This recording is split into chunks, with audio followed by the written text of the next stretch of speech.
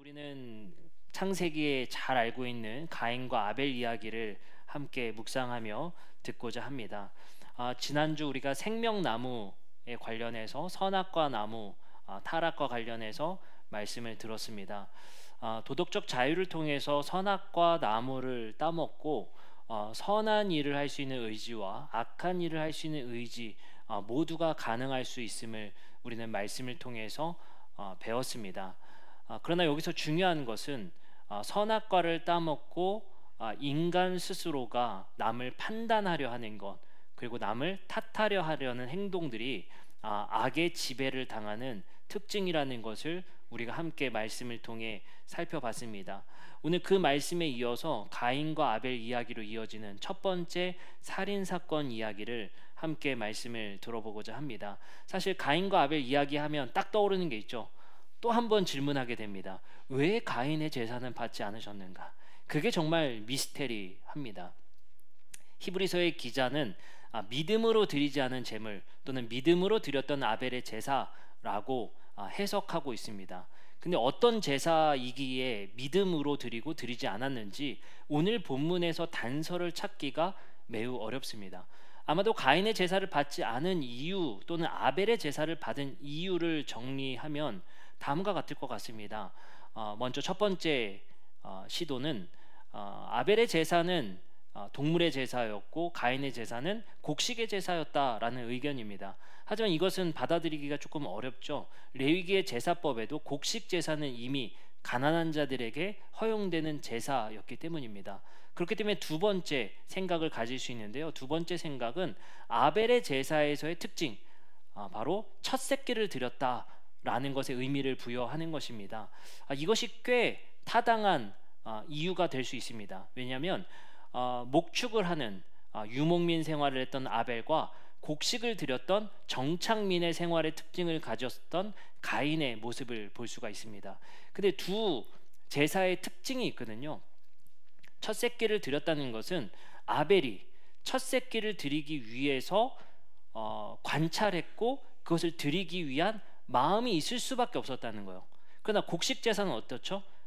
창고에 가서 한 움큼 들여다 갖다 드려도 되는 것이고, 그거는 굉장히 자유롭게 할 수 있었던 것이 곡식 제사였습니다.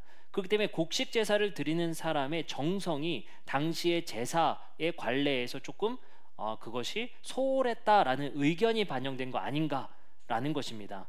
그렇기 때문에 동물 제사를 드리는 사람들은 아무래도 값을 들여야 했고 첫 새끼를 드리기 위해서 관찰해야 됐고 그것에 정성을 기울일 수밖에 없었던 것에 대한 의견을 이야기하기도 합니다.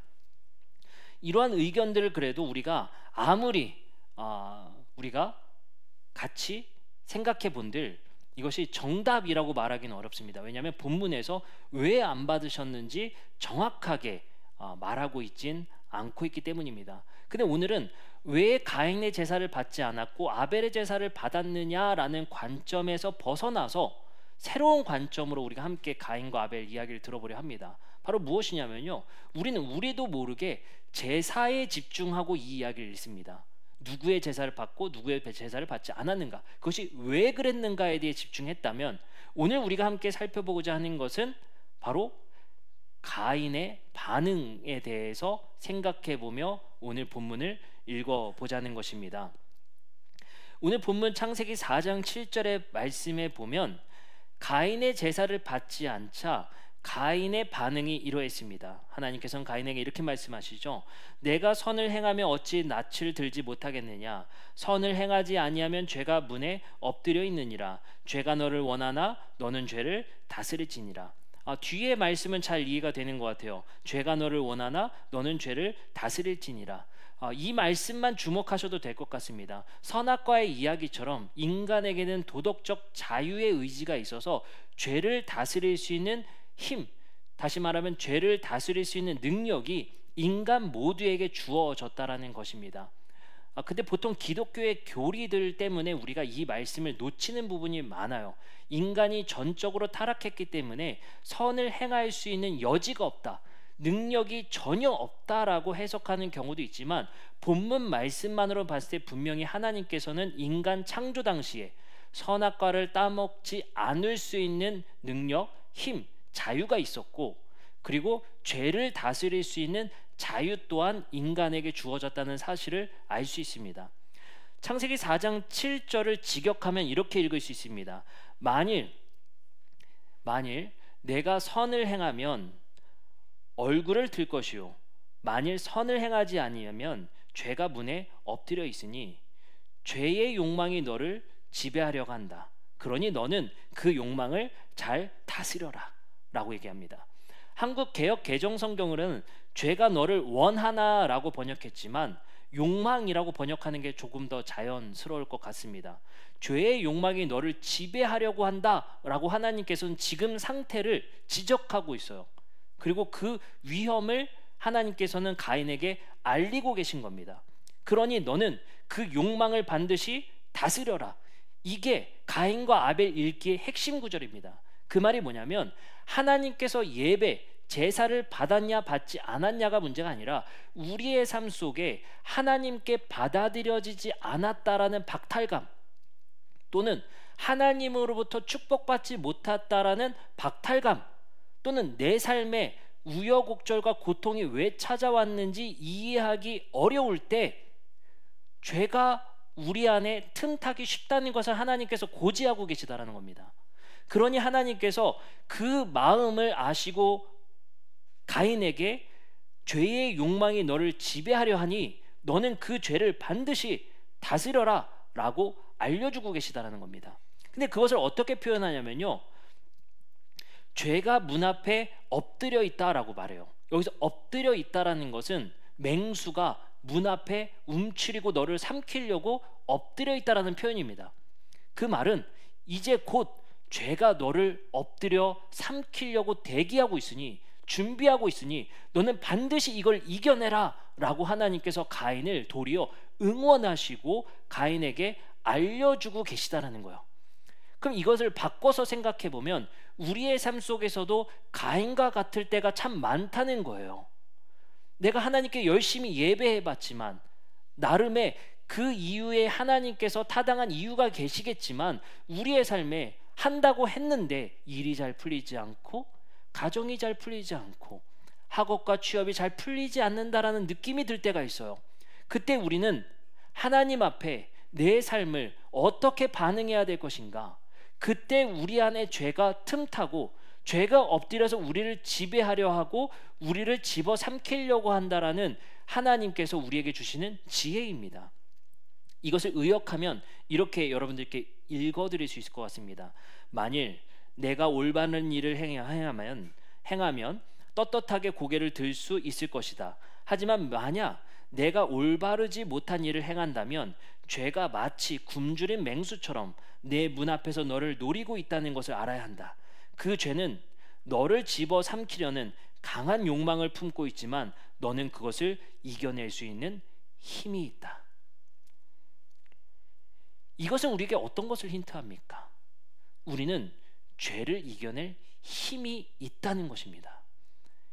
인간에게는 하나님께서 우리에게 주신 이 말씀을 통해서 죄를 다스려야 되는 존재이지 죄에 지배당하는 존재가 아니라는 것을 우리에게 말씀하고 계시다라는 것입니다. 여기서 가인이 왜 이렇게 분노했습니까? 아벨의 제사는 받았고 자신의 제사는 받지 않았기 때문이죠. 이것을 현재로 그리고 지금 우리의 일상에 생각해 보면 어떻게 표현할 수 있을까요?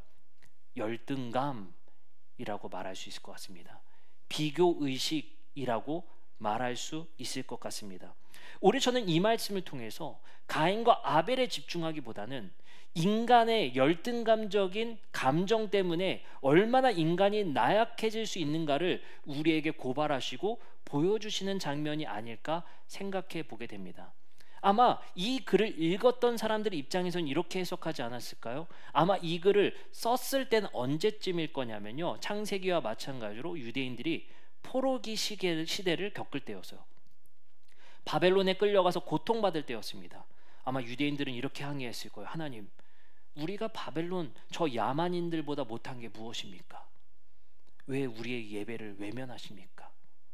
하나님, 우리가 하나님께 얼마나 열정을 다했습니까? 하나님, 우리가 얼마나 이렇게 열심히 했습니까? 근데 왜 우리의 삶은 바벨론인들보다 못합니까? 거기서 오는 유대인들의 열등감, 분노, 이것을 가인과 아벨 이야기로 표출하고 표현한 것이 아닐까 생각해 보게 됩니다. 그때 하나님께서는 유대인들에게 그리고 가인에게 투영하여 이렇게 말씀하십니다. 너는 그 분노를 다스려라. 우리의 일상에서는 하나님이 때때로 아무런 이유 없이 우리의 것을 받지 않으실 수도 있고 우리의 삶에 고통과 고난과 어려움을 주실 수도 있다. 그때 우리가 어떻게 반응하는 것이 중요하다라는 것을 오늘 말씀을 통해 알리고자 하는 것입니다. 하나님께서는 그러한 일이 있을지라도 죄가 우리를 다스리지 않을 수 있도록 우리는 죄를 다스려야 되는 존재가 되어야 할 것임을 말씀하십니다. 로마서 말씀도 마찬가지로 말씀하십니다. 로마서 5장 12절입니다. 그러므로 한 사람으로 말미암아 죄가 세상에 들어오고 죄로 말미암아 사망이 들어왔나니 이와 같이 모든 사람이 죄를 지었으므로 사망이 모든 사람에게 이르렀느니라. 이는 죄가 사망 안에서 왕노릇한 것 같이 은혜도 또한 의로 말미암아 왕노릇하여 우리 주 예수 그리스도로 말미암아 영생에 이르게 하려 함이라. 죄가 사망 안에서 왕노릇하고 있었다. 바로 우리를 도리어 다스리게 되었다는 사실을 고지하고 있습니다. 하나님께서는 다시 한번 가인에게 기회를 주시죠. 물으십니다. 여호와께서 가인에게 이르시되 내 아우 아벨이 어디 있느냐? 그가 이르되 내가 알지 못하나이다. 내가 내 아우를 지키는 자이니까 라고 묻습니다. 가인이 아벨을 살인하고 다시 한번 가인에게 뉘우칠 시간을 줍니다. 그러나 가인은 거부합니다.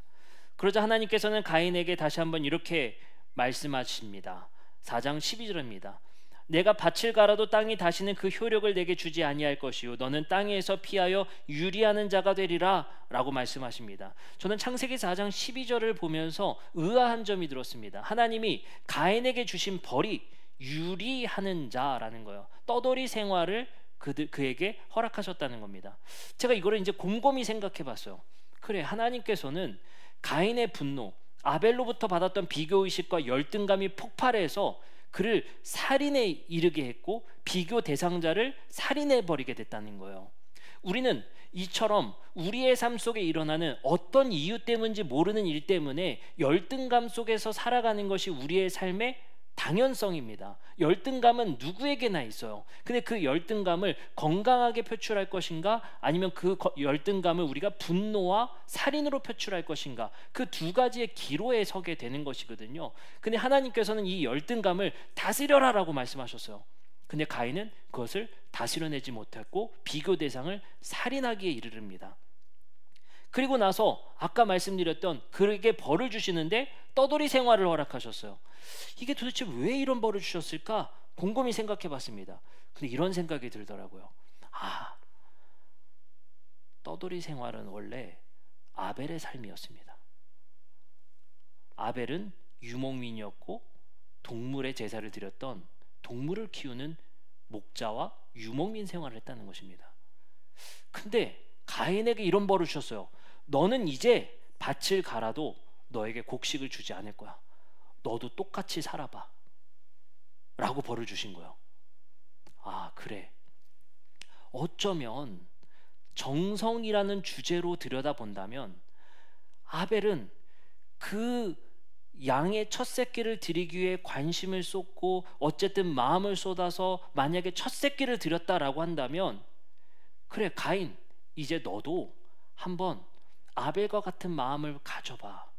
너도 한번 목축의 삶을 살아봐 라고 가인에게 상대방의 입장을 너도 살아봐 라고 말씀하신 거거든요. 그건 가인에게 깨달음이라는, 어쩌면 벌이라기보다는 너도 한번 그 타인의 삶을 살아봐 라고 허락하신 거예요.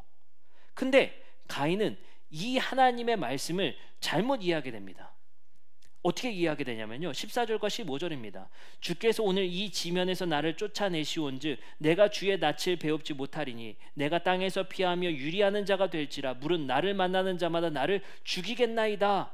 여호와께서 그에게 이르시되 그렇지 아니하다. 가인을 죽이는 자는 벌을 7배나 받으리라 하시고 가인에게 표를 주사 그를 만나는 모든 사람에게서 죽임을 면하게 하시니라. 가인은 하나님께서 그런 말씀을 하지도 않았어요. 그냥 유리하는 자가 될 것이다 라고 말했는데, 가인은 뭘 해요? 나를 죽일까 겁납니다 라고 생각을 해요. 가인은 하나님께서 주신 이 상대방에 대한 이해의 관점조차 이해하지 못하고 있습니다. 이 말씀들을 우리가 쭉 생각해 보면 어떤 생각을 갖게 되느냐? 하나님께서는 우리에게 무엇을 다스려라? 열등감을 다스려라. 누군가로부터 오는 피해의식과 열등감적 감정의 죄의 다스림을 우리가 해야 된다라고 하나님께서는 우리에게 말씀하십니다. 이 말씀을 통해서 하나님은 우리에게 한 가지 사실을 또 알려주십니다. 창세기 6장 5절부터 6절입니다. 노아의 방주 이야기입니다. 이렇게 말씀하시죠. 여호와께서 사람의 죄악이 세상에 가득함과 그의 마음으로 생각하는 모든 계획이 항상 악할 뿐임을 보시고 땅 위에 사람을 지으셨음을 한탄하사 마음에 근심하신다라는 말씀을 하십니다. 이 말씀이 무엇이겠습니까? 도덕적 자유를 선한 데 사용할 의지가 인간에게는 없다는 거예요. 하나님께서 가인과 아벨 이야기를 통해서, 그리고 아담과 하와 이야기를 통해서 우리에게 교훈하고 계십니다.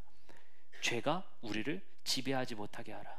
너는 죄를 이겨낼 힘이 있다라고 말씀하시는 겁니다. 근데 제가 이 말씀을 묵상하면서 놀랍게도 현대 사회를 살아가는 우리에게 고스란히 적용되는 것 같습니다. 어쩌면 열등감이라는 것은 모든 사람에게 본성적 의지일 텐데, 그 열등감, 당연히 사람은 서로 비교하게 되죠. 이상과 현실을 우리는 잘 알고 있습니다. 근데 우리는 그 이상에 서로 가까워지려고 노력하며 살아야 하는 것이 인간이죠. 누군가는 그 이상에 가까워지려는 열등감이 모두에게 있지만, 그 열등감과 무기력함이 함께 결합됨으로 인해서 지금 가인과 같이 비교 대상을 없애려 한다거나 마녀 사냥에 동참한다거나 그것에 박탈감과 피해의식을 가지고 무기력한 삶으로 이것이 황폐화되는 경우를 볼 수가 있습니다. 또는 열등감과 폭력이 만나면 살인에 이르는 것까지 우리는 보게 됩니다. 이만큼 열등감은 부정적인 요소를 담고 있습니다. 그러나 부정적 요소만 있는 것이 아닙니다. 열등감이라는 것은 모든 인간에게 있는 본성적 의지이기 때문에 이 열등감이 이상을 쫓아가기 위한 노력으로 발현되는 사람들도 있습니다.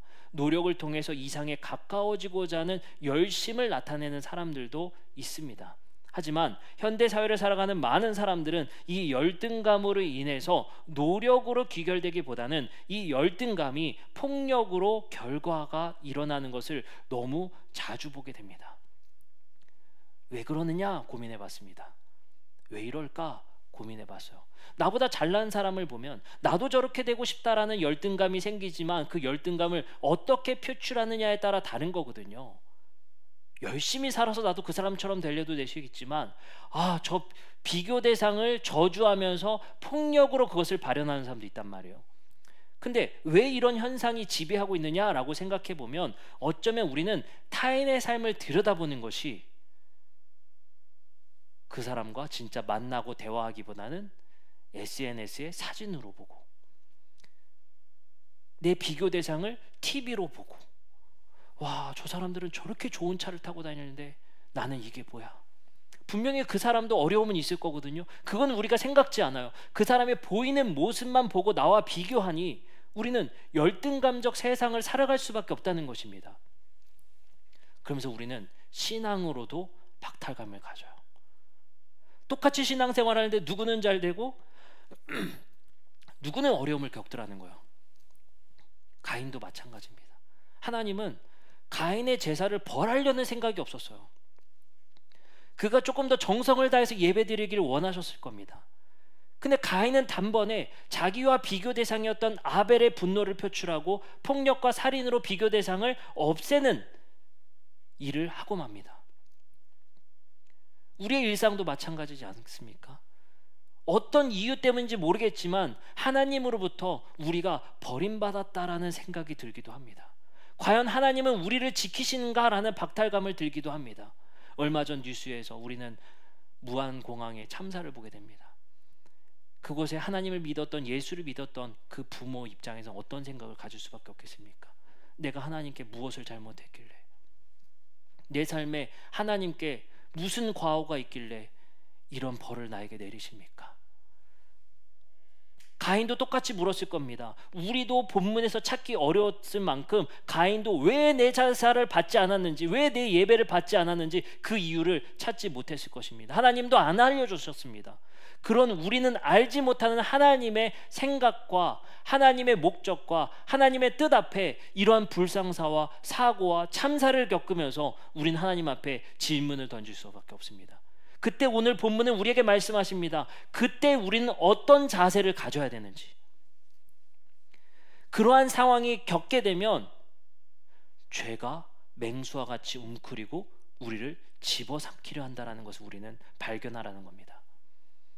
그리고 설사 하나님께서는 말씀하십니다. 설사 우리가 그것을 견디지 못하고 참지 못하고 죄가 우리를 지배함으로 하나님을 원망하고 우리의 비교 대상을 똑같이 저주하고 폭력을 일삼을지라도 하나님은 우리에게 또 기회를 주십니다. 너의 존재는 뭐지? 내가 너를 어떻게 창조했지? 그래, 너는 가인아, 너는 아벨을 지키는 자여야 돼. 네 아우 아벨이 어디 있느냐? 생각해봐. 아담과 하와는 내가 돕는 배필로 창조했어. 너는 아벨에게 어떤 존재냐? 다시 한번 기회를 주십니다. 근데 가인은 말합니다. 나와 무슨 상관이 있습니까? 내가 아우 아벨을 지키는 자입니까?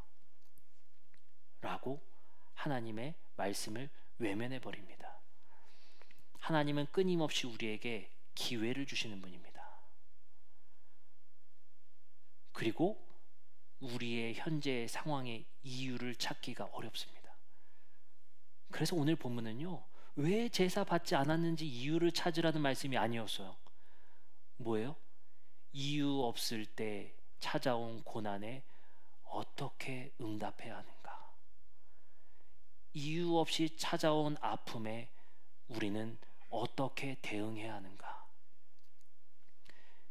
그때 죄가 우리를 집어삼키려 준비하고 있다는 걸 알라는 거예요. 여러분들, 우리의 삶은 좋은 일만 있을 수 없습니다. 목사인 저도 마찬가지였습니다.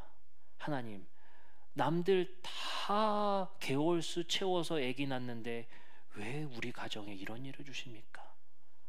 저 진짜 열심히 하나님을 섬겼거든요. 제 평생 한 직업 아니겠습니까? 근데 그 특별한 일을 우리에게 주시는 거야. 그때 찾아온 고난에 이유를 찾기가 어렵더라고요. 그 찾아온 고난에 제가 그것을 납득하기가 어렵더라고요. 그때 죄가 나를 틈타기 시작합니다. 그때 죄가 나를 집어삼키려 하는 것을 느끼게 됩니다. 그럴 때 우리는 때로는 신앙을 떠나기도 합니다. 한 가지 이야기가 있습니다. 제가 청년부를 사역할 때 한 청년의 이야기였습니다. 그 청년이 늘 주눅 들어 있었어요. 그래서 그 친구가 저는 조금 더 용기를 갖고 조금 더 자신감이 있었으면 좋겠었어요. 그 자매였는데, 자매랑 늘 얘기하는데 그 자매가 교회에 대해서도 늘 회의적인 거예요. 그 뭐 말만 하면 따져 물어. 그래서 제가 늘 그거에 응답해 줬지만 때로는 같이 차 타는 게 무서운 거예요. 뭘 따져 물을까? 근데 그 자매랑 어느 날 이제 이야기를 나눌 기회가 있었습니다. 어떤 이야기를 나누게 됐냐면요, 그 자매가 자기 동생이 있었는데 부탁해서 그 동생을 수련회를 데려간 거예요. 근데 수련회에서 사고가 나서 장애를 입어버린 거예요. 그게 그 누나된 입장에서 늘 죄책감으로 시달리고 사는 거예요. 거기서 벗어나질 못하더라고요. 제가 그 삶의 이야기를 들으면서 참 많은 것을 생각해 보게 됩니다. 하나님을 위한 일이었는데, 하나님을 위한 열심이었는데, 그 친구에게 다가온 이 일을 그 자매는 벌을 받았다라고 늘 자신을 죄책감 속에 자책하고 살았더라고요. 열등감, 죄책감이 우리를 지배하기 시작합니다. 그리고 우리를 무기력하게 만들고 사회에서 삶을 살아가기 어렵게 만듭니다. 우리는 이런 무기력함과 열등감에서 오는 아픔과 죄책감에 의해서 우리의 삶을 건강하게 살아내지 못하는 현상들을 자주 목격하게 됩니다. 놀랍게도 하나님은 2000년 전 또는 3000년 전 지혜를 통해서 우리는 우리의 사회의 삶 속에서 일어나는 이 열등감과 이유 없이 찾아오는 고난과 하나님의 받아들여지지 않는 그 감정 속에서 어떻게 반응하고 대응해야 될지 우리에게 말씀하고 계십니다. 저는 그래서 오늘 말씀을 이렇게 이해했습니다. 가인과 아벨 이야기에서 제사를 받지 않은 이유는 하나님께서 의도적으로 모르게 하셨구나. 왜요? 우리가 받아들여지지 않는 이유 또한 우리도 알 수 없으니까. 그래서 우리는 이 본문을 통해서 받아들여지지 않는 우리의 삶 속에서 이유 없이 찾아온 고난과 고통 속에서 우리에게 틈타는 죄의 지배 가운데, 우리를 집어삼키려고 하는 그 죄의 지배 가운데 어떻게 반응하고 대응해야 될 것인지 하나님께서 우리에게 말씀하신다라고 생각이 됩니다. 이것을 신약 성경에서는 우리에게 이렇게 이겨낼 수 있다라고 말씀하십니다. 로마서 8장 1절부터 3절입니다. 우리 이 말씀을 같이 한번 읽어봤으면 좋겠습니다. 로마서 8장 1절부터 3절입니다. 우리 같이 읽겠습니다. 시작. 그러므로 이제 그리스도 예수 안에 있는 자에게는 결코 정죄함이 없나니 이는 그리스도 예수 안에 있는 생명의 성령의 법이 죄와 사망의 법에서 너를 해망하였음이라. 율법이 육신으로 말미암아 연약하여 할 수 없는 그것을 하나님은 하시나니 곧 죄로 말미암아 자기 아들을 죄 있는 육신의 모양으로 보내어 육신의 죄를 정하사. 제가 그래서 그 자매에게 얘기했어요. 이제 예수 그리스도 안에 있는 자에게는 결코 정죄할 것이 없습니다. 그 죄책감에서 해방되시길 바랍니다. 여러분들, 우리의 삶에 갖는 그 열등감 속에서 하나님은 우리 한 명 한 명마다 고유하고 특별하게 창조하셨습니다. 그리고 하나님께서는 우리에게 더 이상 열등감으로부터 오는 폭력의 순환으로부터 끊어내라 말씀하십니다. 더 이상 비교의식에 사로잡혀서 피해의식에 사로잡혀서 살아갈 것이 아니라 우리는 오히려 그 삶 속에 하나님의 각자마다의 특별한 존재임을 인식하는 우리 모든 성도님이 되시기를 주님의 이름으로 축복합니다. 이제 우리 함께 찬양하고 기도하는 시간 갖도록 하겠습니다.